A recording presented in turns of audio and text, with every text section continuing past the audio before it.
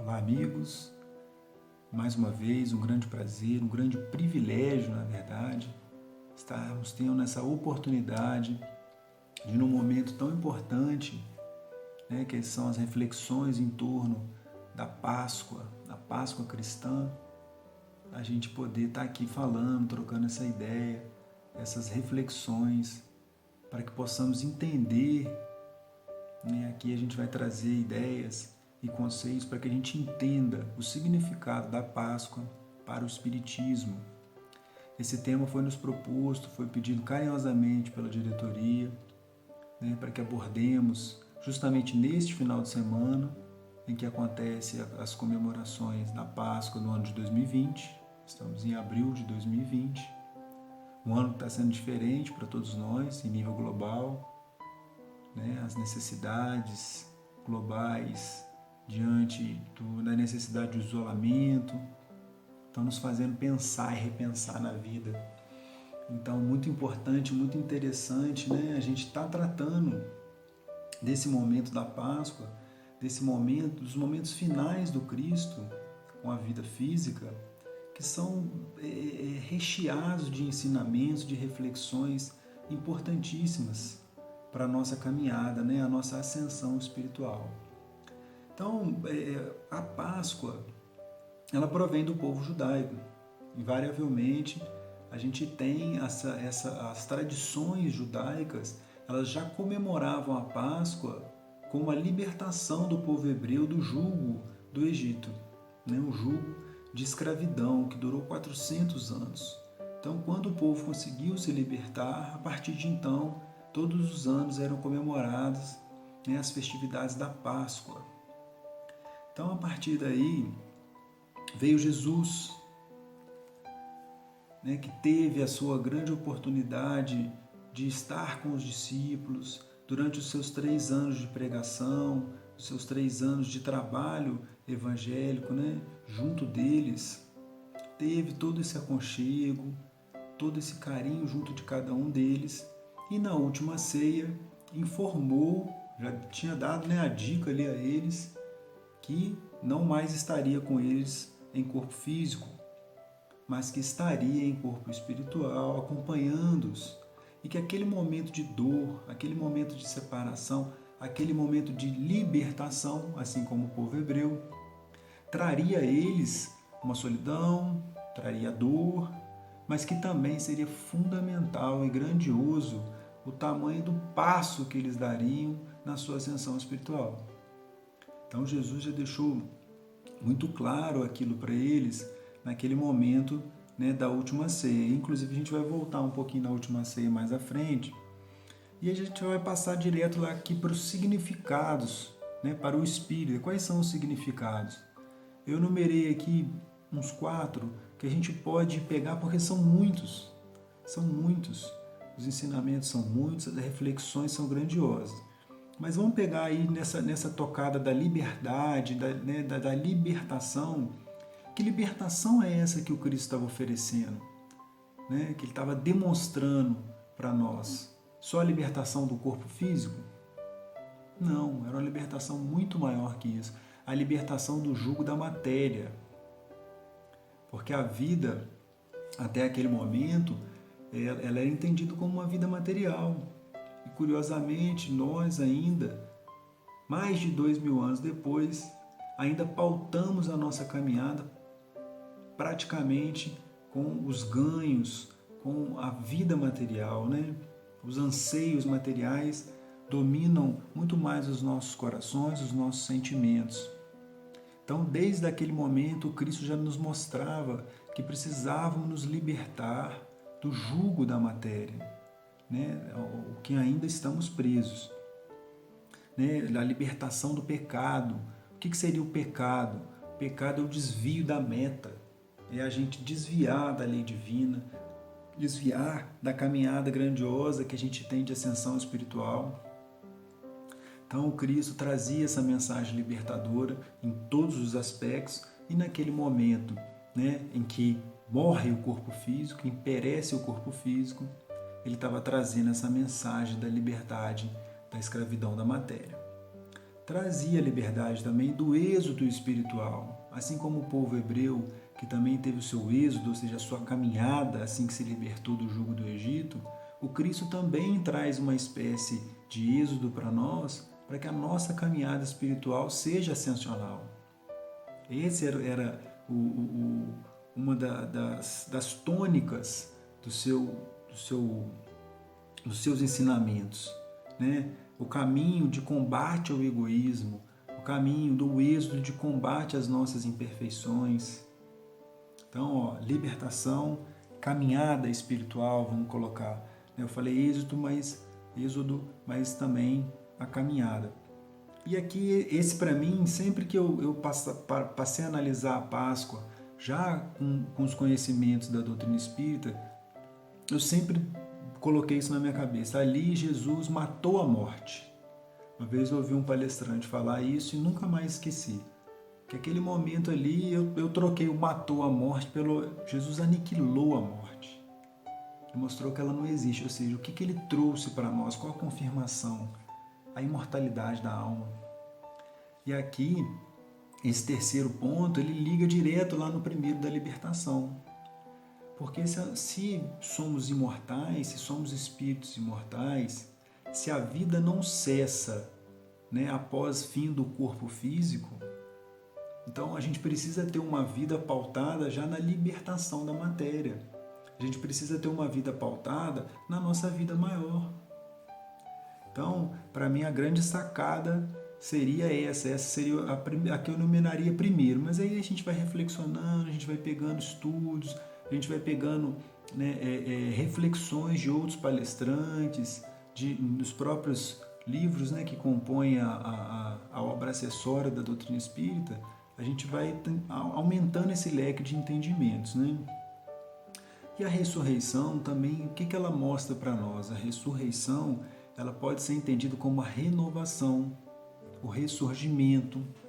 Assim como a primavera, após um inverno rigoroso, ela traz os bons ares da renovação, né, do plantio, um novo ciclo que se começa, né? A vida vai se multiplicando em refazimentos, se multiplicando em oportunidades da gente se regenerar.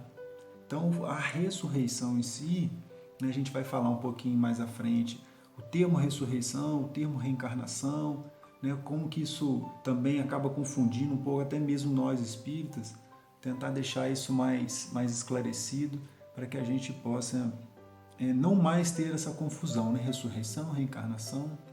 Então, assim, a ressurreição, o refazimento, consequentemente, esperança.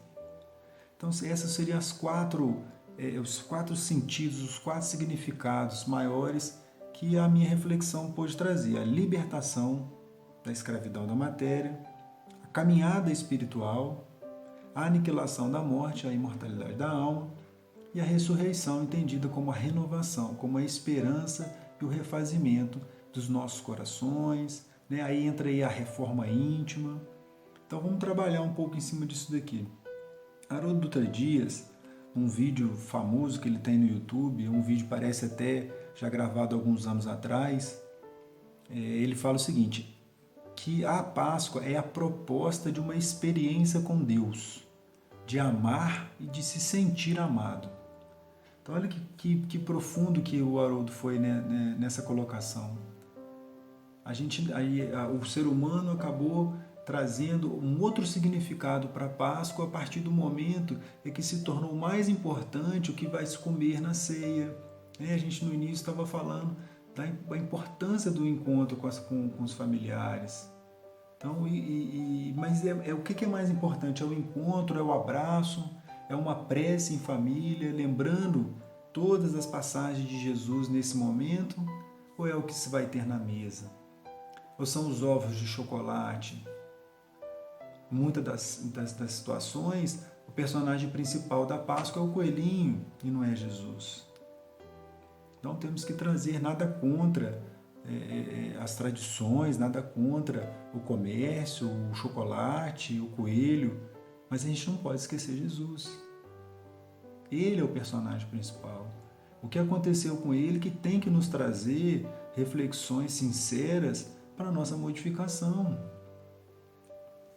O nosso irmão Arthur Valadares, também discorrendo sobre o tema, ele lembrou para nós, ele coloca que não podia deixar de citar João 8:32, o versículo 32 a 36. E aí eu vou ler para nós aqui, a gente fechar uma reflexão em cima disso também.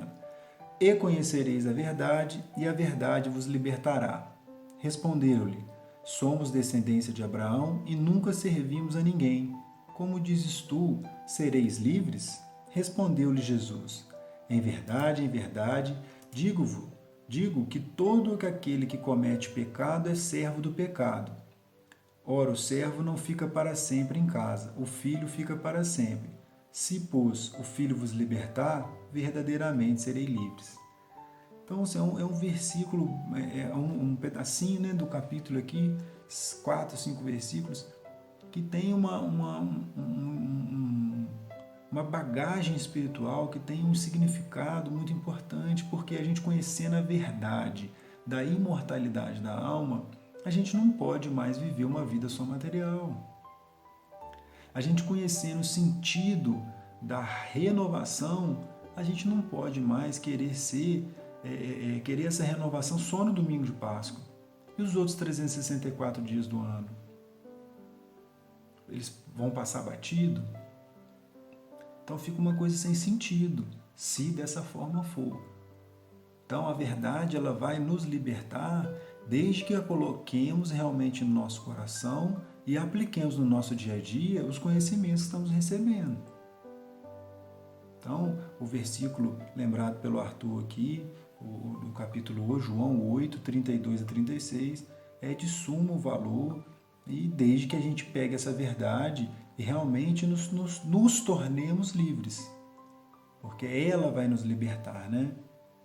E dentro desse contexto eu lembro de uma frase do Chico, que é muito interessante também. Ele falava o seguinte: aos outros o direito de serem como queiram, a mim o dever de ser melhor.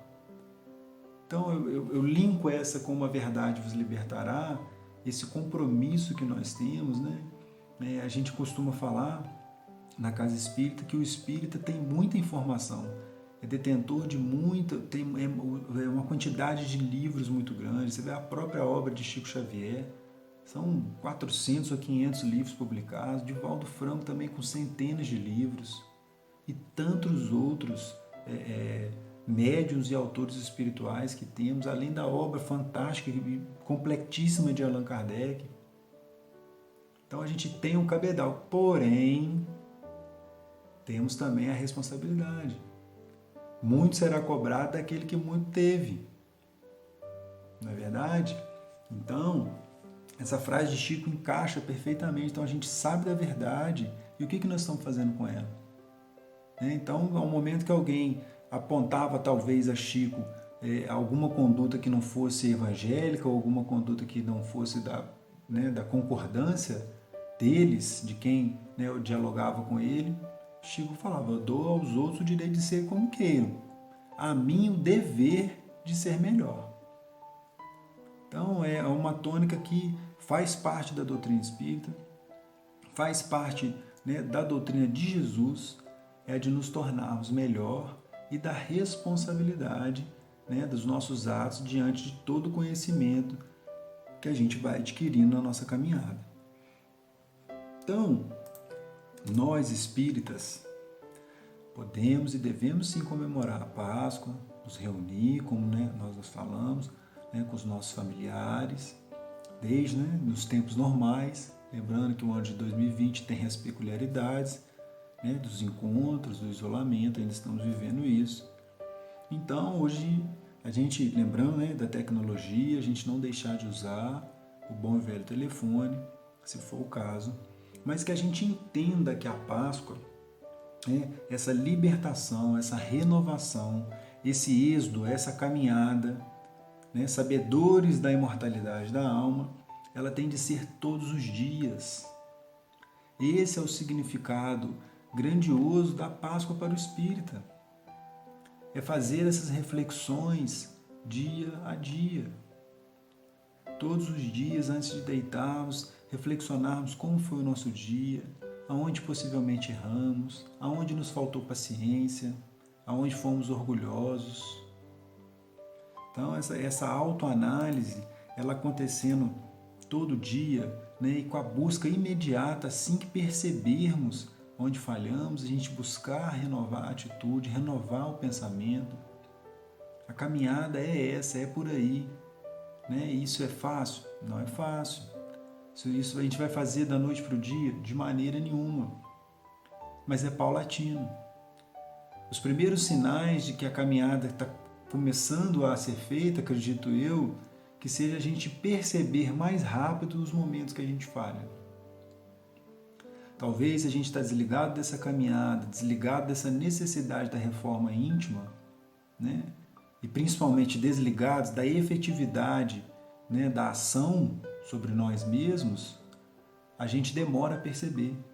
Então isso passa, você é deselegante com uma pessoa, a gente não falar de outra forma, e você ou não percebe ou você vai perceber isso dali a uma semana.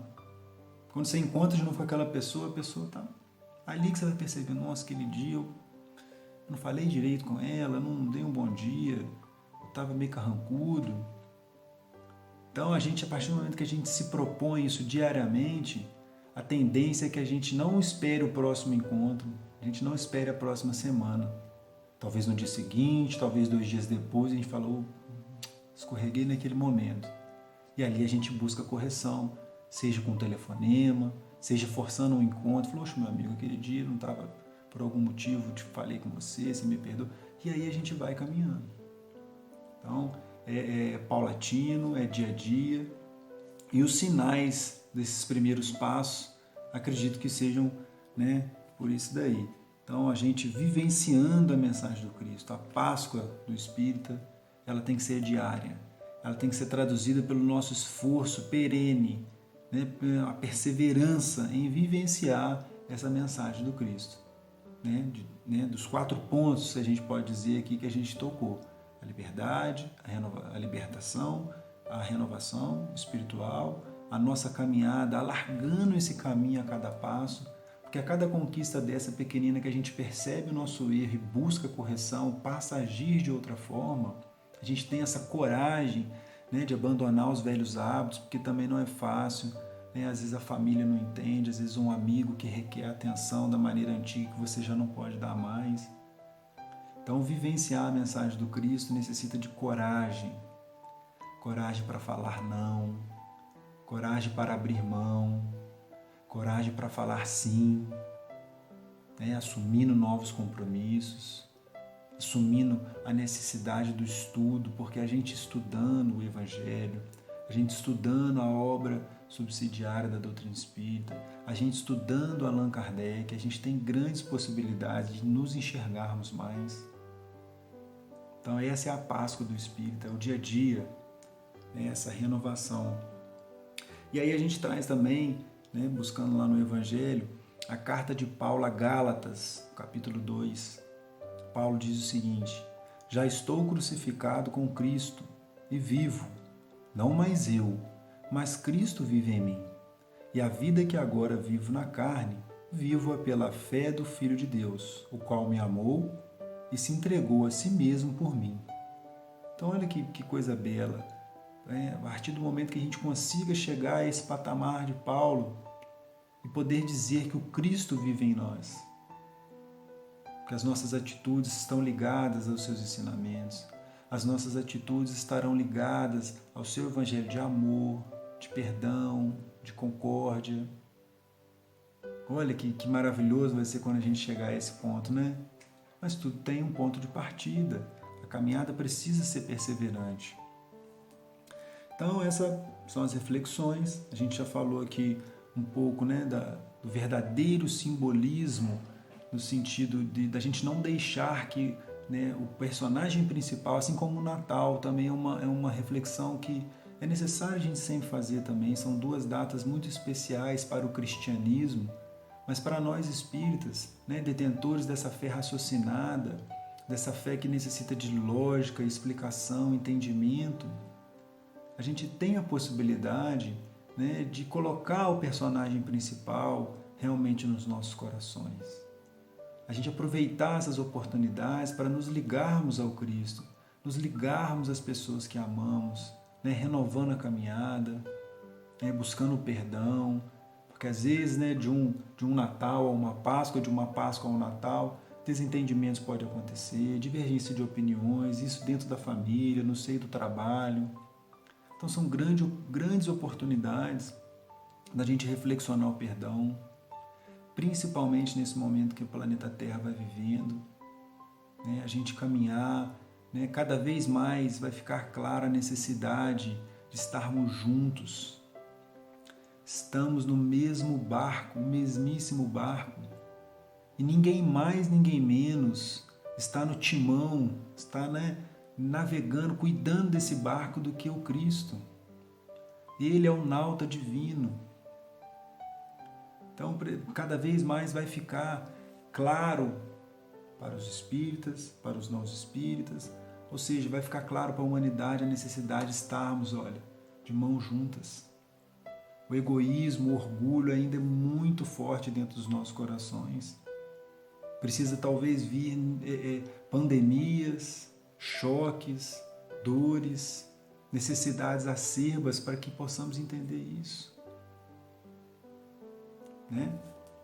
Então, a gente trazendo essas reflexões, já partindo aqui para um fechamento, a gente vai trazer alguns fatos que rodearam os momentos finais de Jesus e logo após na sua ressurreição. Mas antes eu queria acabar com uma dúvida aqui, que acaba acontecendo aos espíritos, aconteceu comigo, porque, como diz, venho de uma criação, né, católica romana, e a palavra ressurreição com a reencarnação, que não é utilizada no cristianismo de outros segmentos, quando a gente chega na doutrina espírita, isso é uma coisa que dá uma dúvida. Então, né, o conceito de ressurreição significa ato ou efeito de ressurgir, ressuscitar, regresso da morte à vida, ato de reaparecer depois de haver morrido. Perfeito. Não há nenhuma discordância acerca disso. Porém, né, os outros segmentos do cristianismo entendem que esse retorno, né, da morte à vida se daria no mesmo corpo.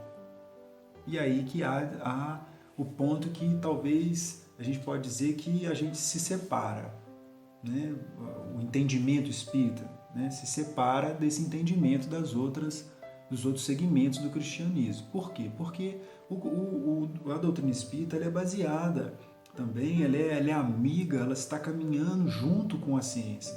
Ela faz parte de um tripé que sustenta a doutrina espírita. Então a ciência comprova para nós que é impossível um corpo que rapidamente se deteriora, rapidamente se decompõe, vira pó, ele voltar à vida, né, da maneira que estava antes. Então, tendo esse entendimento, a doutrina espírita entende que a ressurreição é o regresso da morte à vida espiritual. Então, né, fica bem claro que é o nosso retorno à nossa vida maior. É o momento que o nosso corpo perece e o nosso espírito renasce, o nosso espírito volta de uma morte física para a continuidade da vida maior, que é a nossa vida espiritual. Então essa confusão aí, ela acontece, né? Até trago um termo, um fato histórico, porque os judeus acreditavam na reencarnação. Eles acreditavam, melhor dizendo, no retorno à vida, né? Que aquele espírito viveria e retornaria, né, em outras oportunidades para dar continuidade na sua caminhada. Só que eles não tinham entendimento de como isso se daria. Então ficava essa dicotomia aí de entendimentos e ninguém chegava a conclusão nenhuma. A reencarnação já é um termo diferente e quer dizer o quê? É a volta à carne. Então é um retorno do mundo espiritual à carne. Então, e ela explica, segundo o nosso entendimento, ela explica todas as anomalias, né, a questão maior da justiça divina está baseada aí na reencarnação. E aí eu sugiro aí a leitura do capítulo 4 do Evangelho segundo o Espiritismo, que vai explicar, Kardec explica isso de maneira magistral, fica bem mais fácil de entender. Aqui a gente está fazendo só esse parênteses aí, né, do termo ressurreição, do termo reencarnação, para que isso fique claro. E aí a gente vem trazer os acontecimentos finais, aí já na reta final do Cristo, lá na última ceia. Olha que exemplo grandioso que o Mestre nos deu, no momento que ele já sabia que pereceria, já sabia da maneira que ia acontecer, ele sabia que um dos discípulos amados, né, lhe entregaria, lhe trairia, ele sabia que Pedro o negaria, e mesmo assim, diante de toda aquela prévia do que aconteceria, ele reuniu os discípulos em seu seio para que pudessem estar juntos, conversando, ceando. Então, o que o Cristo quis dizer com isso para nós? Nos momentos difíceis nós precisamos estar juntos. E o que o planeta Terra está vivendo hoje? Um momento difícil. Um momento difícil. E por mais que tenham irmãos em todos os segmentos que não entendam ainda essa necessidade de estarmos juntos, de darmos as mãos, é a tendência que nós possamos e devamos entender isso o mais rápido possível. Um outro grande exemplo aqui da última ceia, né, é a fraternidade dos corações, um momento fraterno, um momento de estar juntos, os corações vibrando na mesma sintonia. E aí o Cristo vem e demonstra a humildade suprema, porque se prostra a lavar os pés dos seus discípulos. Pedro reclamou lá que não ia lavar o dele, ele falou, tudo bem, então você vai ficar de fora. Né?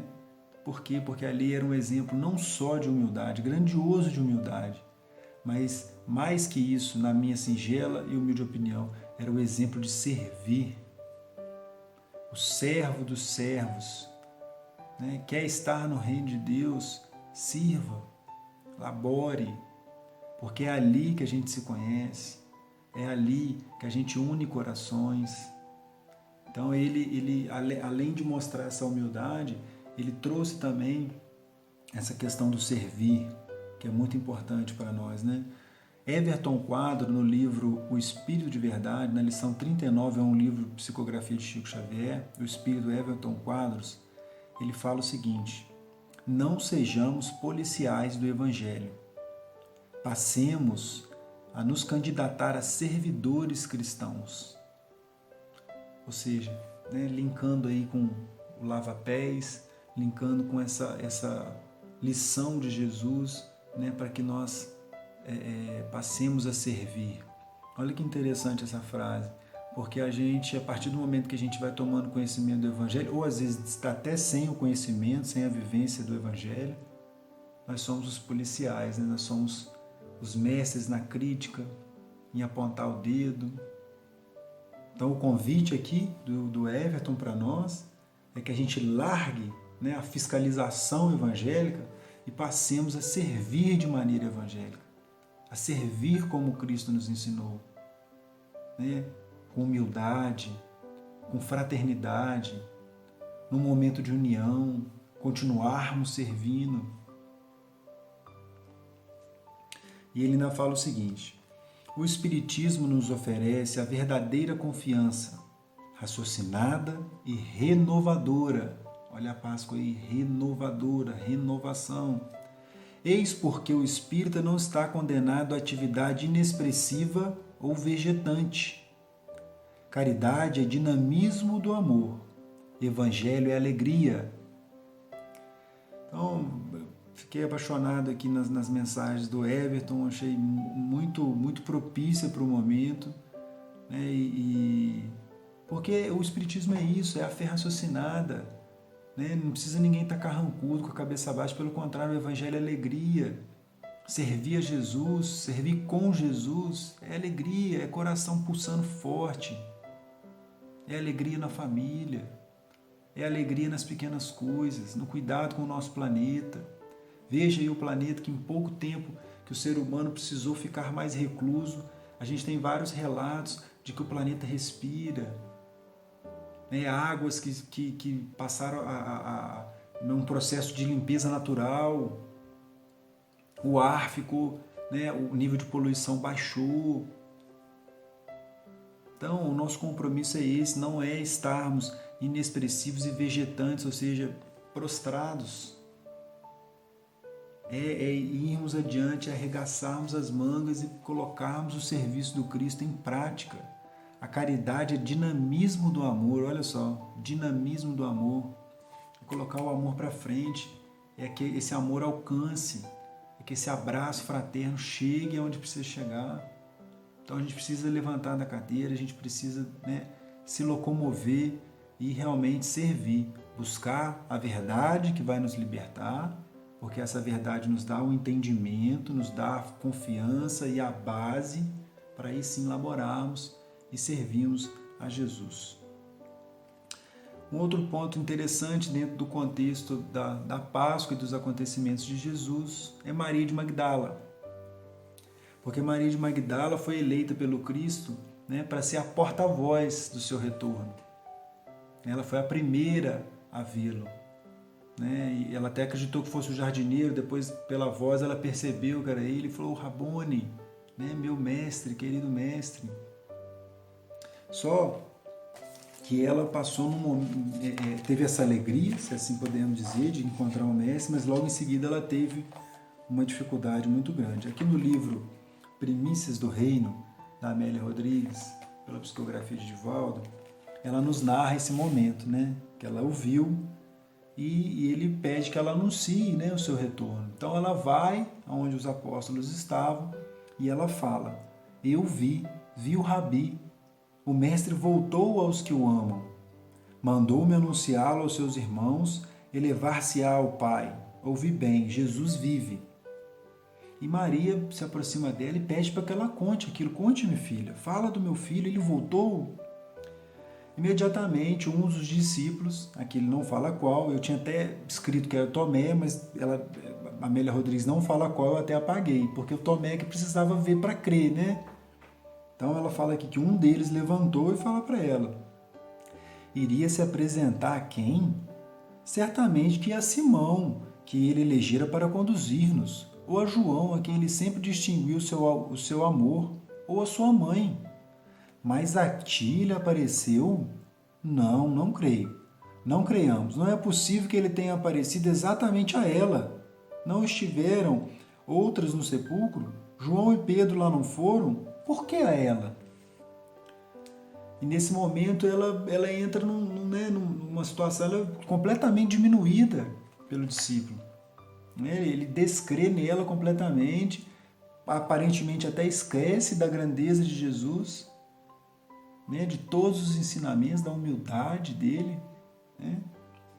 O que não creiais, a Madalena fala: eu vi, apesar da minha antiga e infeliz condição, a mim me apareceu há pouco o Rabi. Então aí Maria de Nazaré, a mãe de Jesus, ela fala: eu creio, filha. Secreto pressentimento diz-me que meu filho vive, e eu creio, porque sei que a nossa dor e a saudade estão com ele, com a sua saudade se demora em nós. Então, a partir daquele momento ali, a Amélia Rodrigues narra que foi uma bufetada em Maria de Magdala, porque ali ela retorna e ela vai lembrando do seu passado, dificultoso, um passado com pecados, um passado distanciada, das leis divinas, e ela relembra o primeiro encontro com Jesus, como que se deu, como que aquilo transformou a vida dela, como que mesmo ainda no pecado, mesmo no erro, ela ansiava por um amor, ela não entendia por que era aquele anseio, de como, que amor era aquele. E a partir do momento que uma serva a convida a estar com Jesus e ela, tomada de um ímpeto, vai e o encontra, dali ela se modifica completamente. Então, Divaldo Franco coloca para nós que essa escolha de Jesus para colocar, para aparecer primeiramente para Maria de Magdala, ela mostra e confirma Jesus como sendo o porta, como é que Divaldo fala? Que ele elegeu uma mulher para ser seu porta-voz, mas mostrando, como é que eu vou dizer? Ele promovendo a mulher, né? Ele era Divaldo fala que ele era o primeiro feminista, lembrei. Fala que Jesus foi o primeiro feminista porque ele promovia as mulheres, ele acreditava, ele dava, né? Ele valorizava a mulher. E Maria de Magdala, né, é um exemplo grandioso para a humanidade. Por quê? Porque ela estava no erro, ela estava na dificuldade, ela estava nas trevas, ou seja, na ausência da luz divina, das leis divinas. E a partir do momento que ela tem esse encontro com ele, ela é um grande exemplo de transformação moral. Assim como a gente pode falar de Paulo de Tarso também. Então são dois exemplos grandiosos de que é possível a gente reverter, desde que a gente conheça essa verdade, desde que a gente traga isso para o nosso coração. E foi isso que aconteceu com ela, né? Indubitavelmente. Então, nesse momento, ela lembra de tudo isso. Está no capítulo 17 do livro aqui, Primícias do Reino. E ela é acalentada por Maria de Nazaré, que é quem realmente acredita nela. Então, a partir daquele momento, né, tem aquele corre-corre para poder ver se aquilo era verdade mesmo. Eles saem correndo.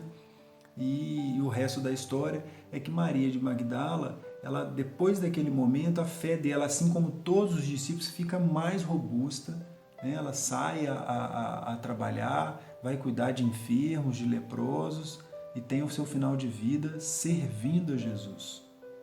E para a gente finalizar aqui, ninguém mais, ninguém menos que Maria de Nazaré. Né? A narrativa de Humberto de Campos no livro Boa Nova, está no capítulo 30, Maria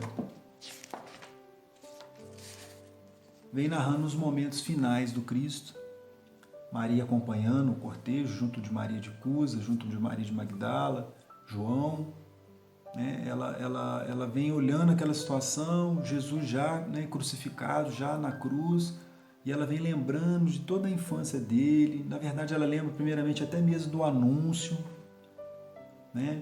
Aí ela vai lembrando da infância, vai lembrando da caminhada dele, o momento que Jesus ele tem com malfeitores e os trata como irmão, ainda uma criança tratando malfeitores conhecidos, notórios como irmãos, e ela vai lembrando daquilo e ela começa a se questionar: o que ele fez para merecer isso? Por que isso está acontecendo com ele? Né? Talvez esperando uma providência divina, talvez esperando uma modificação daquele quadro. E aí que ela percebe que aquilo ali é a vontade de Deus, que aquilo não há que ser modificado, até mesmo pelo semblante, pela tranquilidade, né, de certa forma, que espiritualmente o Cristo demonstrava diante daquilo tudo. Então ela vem, eu vou ler o parágrafo aqui, ó. Que profundos desígnios haviam conduzido seu filho adorado à cruz do suplício? Elas perguntavam. Uma voz amiga lhe falava ao espírito, dizendo das determinações insondáveis e justas de Deus, que precisam ser aceitas para a redenção divina das criaturas. Ou seja, a mediunidade dela estava recebendo ali, com certeza, né, afirmações de que é um Deus misericordioso e soberano. Então, se tudo aquilo estava acontecendo, havia uma justificativa de ser, né? Seu coração rebentava em tempestades de lágrimas irreprimíveis. Contudo, no santuário da consciência, repetia sua afirmação de sincera humildade. E aqui que está, contei essa história de Maria, relembrando esse momento aqui narrado por Humberto de Campos, justamente por causa dessa frase: faça-se na escrava a vontade do Senhor. Então isso pessoalmente tento sempre trazer e acho muito válido. Converso, né, no grupo de pais, converso, né, aqui na minha casa, onde a gente tem a oportunidade de falar de Jesus, de trazer, né, a figura de Maria, grandiosa e amorosa, a nossa mãezinha. Essa frase, né, faça-se na escrava a vontade do Senhor. Então, nesse momento que a gente vive, que possamos saber que é a vontade do Senhor. Aí a gente lembra também do Pai Nosso, né? Seja feita a vossa vontade, mas a gente tem mania de que seja feita a nossa. Né? Imagina se a vontade de Maria fosse feita ali, ia tirar o filho dela da cruz, e como é que seria todo esse significado que a gente está estudando, toda essa importância que aquele momento doloroso, aquele momento cruel, né, que o mestre passou, né, e o reaparecimento, como isso modificou o colégio apostólico, né, como que os discípulos, a partir daquele momento, eles passaram a entender o que era o reino de Deus, que durante os 3 anos de pregação de Jesus, eles ainda não entendiam. O próprio Judas entregou Jesus de coração aberto, porque acreditava num poder atemporal, acreditava que aquilo era necessário para que ele tomasse as rédeas governamentais. Então, dentro desse contexto, né, vou trazer mais uma frase aqui do Everton Quadros, mas que a gente pense dessa forma, né? A importância de tudo, né? A vontade de Deus, e a gente confia, a nossa fé raciocinada, ela precisa confiar de que a gente tem um Deus misericordioso e há um propósito maravilhoso, grandioso, amoroso para cada um de nós. Sem distinção, não independe do que você está fazendo, do que você fez ou de quem fez. Jesus espera por nós, ardentemente o seu coração pulsa ao nosso anseio, ao nosso abraço carinhoso, à nossa ascensão espiritual. E o Pai, o nosso Criador, sem dúvida nenhuma, tem um projeto especial para cada um de nós. Porém, Ele é tão amoroso que Ele nos dá o livre-arbítrio, nos dá a oportunidade de escolher, né, o caminho que a gente quer seguir. Então, o Cristo veio nos trazer as reflexões para que a gente siga e mais rápido alcance, né, os seios do nosso Criador. Então, para a gente finalizar aqui, mais uma frase do Everton Quadros no livro O Espírito de Verdade. Busquemos o povo, a verdadeira paixão de Jesus, convivendo com Ele, sentindo-lhe as dores e servindo sem intenções secundárias, conforme o amai-vos uns aos outros, a senda maior de nossa emancipação. Então, o convite do Everton aí, fechando o capítulo lá do livro. O capítulo é o... Me fugiu aqui. Do livro Espírito de Verdade, lição 39. Então, a verdadeira paixão de Cristo, né? Busquemos o povo, busquemos servir, busquemos nos colocar à disposição desse trabalho que começa em nós, começa dentro do nosso coração, na nossa casa, e pode ampliar e deve ampliar, para que a gente estenda a mão, né, ao próximo em abraços fraternos e amorosos. Então, essas parcas reflexões, espero que possa ter elucidado alguma dúvida e que convido a você também, faça as suas próprias reflexões, traga todos os ensinamentos, né, que a passagem de Jesus, principalmente nessas horas de martírio, né, estiveram, para que a gente possa realmente fazer a nossa caminhada renovada, possa fazer a nossa ascensão espiritual mais perene, mais efetiva e colaborando com o reino de Deus dentro do coração de cada um de nós. Muito obrigado pela oportunidade do trabalho. A gente se vê mais à frente.